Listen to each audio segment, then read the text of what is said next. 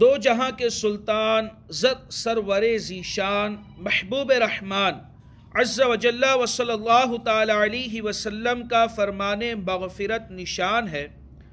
مجھ پر درود پاک پڑھنا پل صراط پر نور ہے۔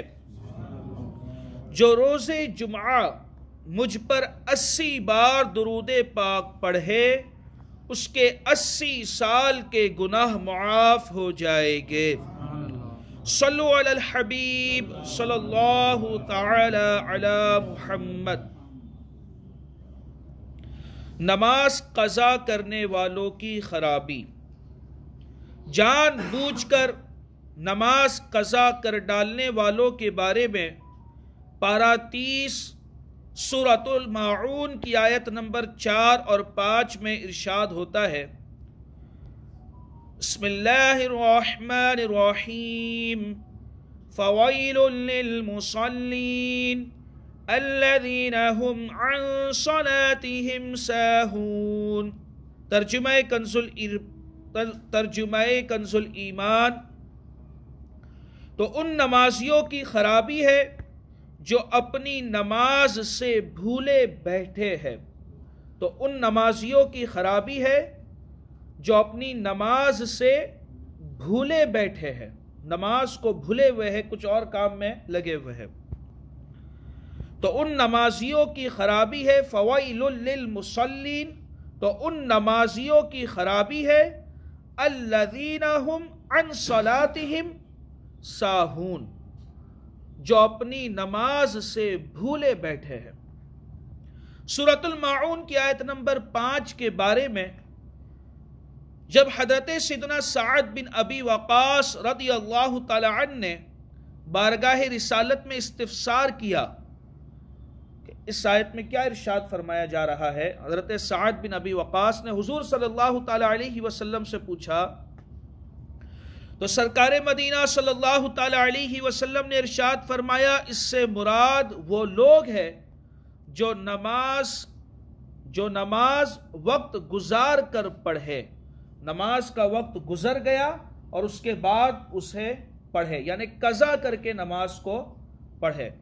اس سے مراد وہ لوگ ہیں جو نماز وقت گزار کر پڑھے۔ بیان کردہ آیت نمبر 4 میں ویل کا تذکرہ ہے، فویل للمصلین۔ اب اس کا ترجمہ خرابی کیے ہوئے ہے اعلیٰ حضرت نے، ویل کا جو تذکرہ ہے، ویل واو یا لام زبر ویل، بیان کردہ آیت نمبر 4 میں ویل کا تذکرہ ہے۔ صدر الشریعہ بدر الطریقہ حضرت مولانا محمد امجد علی اعظمی علیہ رحمت اللہ القوی فرماتے ہیں، جہنم میں ایک ویل نامی خوفناک وادی ہے۔ جہنم کے اندر ایک وادی ہے، اس کا نام ہے ویل۔ جہنم میں ایک ویل نامی خوفناک وادی ہے جس کی سختی سے خود جہنم بھی پناہ مانگتی ہے۔ جان بوجھ کر نماز قضا کرنے والے اس کے مستحق ہے۔ حضرت امام محمد بن احمد ذہبی علیہ رحمت اللہ القوی فرماتے ہیں، کہا گیا ہے کہ جہنم میں ایک وادی ہے جس کا نام ویل ہے، اگر اس میں پہاڑ ڈالے جائے، اس وادی میں ویل میں پہاڑ ڈالے جائے تو وہ بھی اس کی گرمی سے پگھل جائے۔ اور یہ ان لوگوں کا ٹھکانہ ہے جو نماز میں سستی کرتے اور وقت کے بعد قضا کر کے پڑھتے ہیں، نماز کو اس کے وقت کے بعد قضا کر کے پڑھتے ہیں، مگر یہ کہ وہ اپنی کوتاہی پر نادم ہو اور بارگاہ خداوندی عز و جل میں توبہ کرے۔ یعنی نماز تو پڑھنی ہی پڑھنی ہے، وقت گزر گیا، اب وہ نماز کو ادا تو کرنا ہی ہے، مگر چونکہ تاخیر ہوئی، نماز کو ہم نے جو قضا کرے اس گناہ پر ہمیں اللہ عز و جل سے معافی بھی مانگنی ہے۔ سر کچلنے کی سزا۔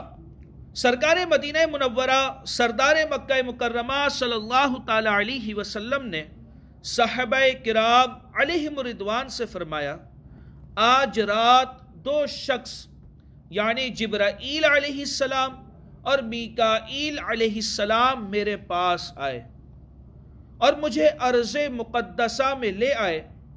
میں نے دیکھا کہ ایک شخص لیٹا ہے اور اس کے سرہانے ایک شخص پتھر اٹھائے کھڑا ہے اور پے در پے پتھر سے اس کا سر کچل رہا ہے.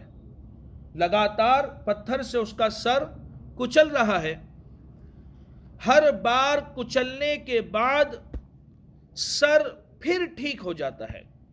میں نے فرشتوں سے کہا سبحان اللہ عز و جل، یہ کون ہے؟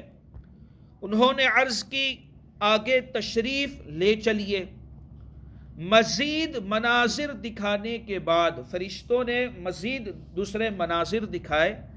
فرشتوں نے عرض کی کہ پہلا شخص جو آپ صلی اللہ تعالی علیہ وسلم نے دیکھا یہ وہ تھا جس نے قرآن یاد کر کے چھوڑ دیا تھا اور فرض نمازوں کے وقت سو جانے کا عادی تھا.